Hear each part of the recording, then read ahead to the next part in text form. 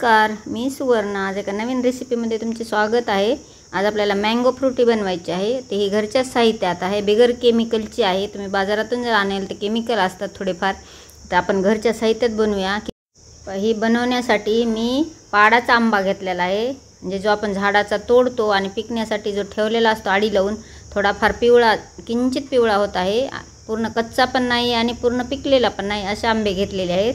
आता हे आंबे मी स्वच्छ धुवून घेते आणि कुकरला 4 शिट्ट्या करून घेणार आहे. थोडेसे पाणी टाकले आणि 4 शिट्ट्या काढून घेते. तुम्ही ही जर फ्रुटी बनवली तर तुम्ही बाजारातली जी फ्रुटी आहे ते विसरून जाल. तुम्ही नेहमीच ही मुलांना घरच्या साहित्यात बनवून द्याल, ही गॅरंटी आहे. चला, आपल्या 4 शिट्ट्या झालेल्या आहेत. तर गॅस बंद करते आणि कुकर थंड होण्यासाठी ठेवूयात. कुकर थंड झाल्यानंतर आपल्याला ते कुकरच्या मधल्या कैऱ्या ज्या आहेत त्या काढून घ्यायच्या आहेत. पहा कशा मस्त अशा शिजलेल्या आहेत. आता हे आपण काढून घेऊयात.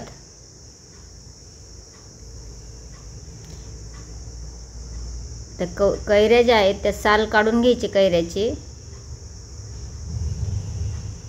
पूर्ण असे साल काढून घ्यायचे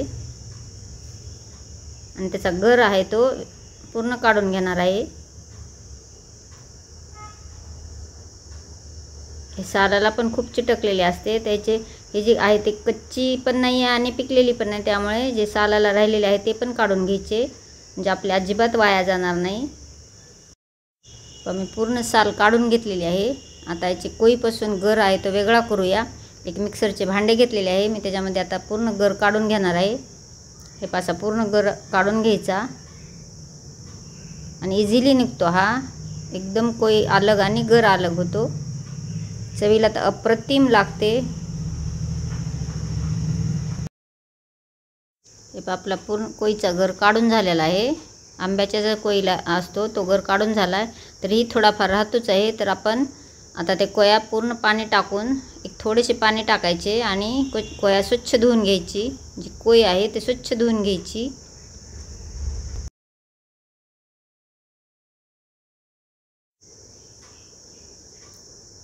आता हे पाणी आपण मिक्सरच्या जारमध्ये टाकून घेऊयात. हे पहा, आता हे मिक्सरला फिरून घेऊयात.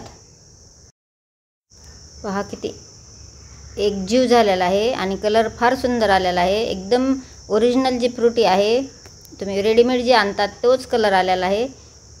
आता हे भांडे पूर्ण विसळून घ्यायचे.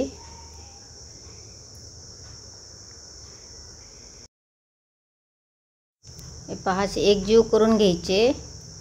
पाणी आणि जो गर काढलेला आहे तो एकजीव करून घ्यायचा. आता त्याच्यामध्ये आपल्याला गूळ घालायचा आहे, तर गूळ चिरून घेते मी. 3 आंब्यासाठी मी 1.5 वाटी गूळ घेतलेला आहे. छोट्या वाटीने 1.5 वाटी गूळ घेतलेला आहे.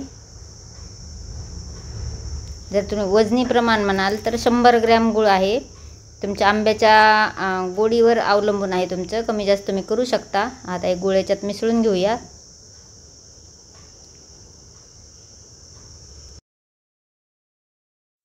आपला गूळ टाकून झाला. आता आपल्याला त्याच्यामध्ये पाणी ॲड करायचे आहे.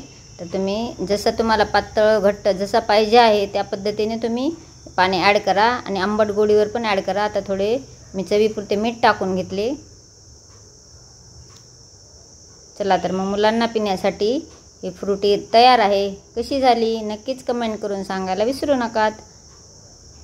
माझी रेसिपी जर आवडली असेल तर एक लाईक करा आणि व्हिडिओला जर नवीन असाल, थोडी जर युजफुल वाटत असेल तर सबस्क्राईब करा, बेल आयकॉनला प्रेस करा आणि तुमच्या मित्रमैत्रिणींना शेअर करा. व्हिडिओ पाहिल्याबद्दल धन्यवाद. पुन्हा भेटूयात नवीन रेसिपीमध्ये.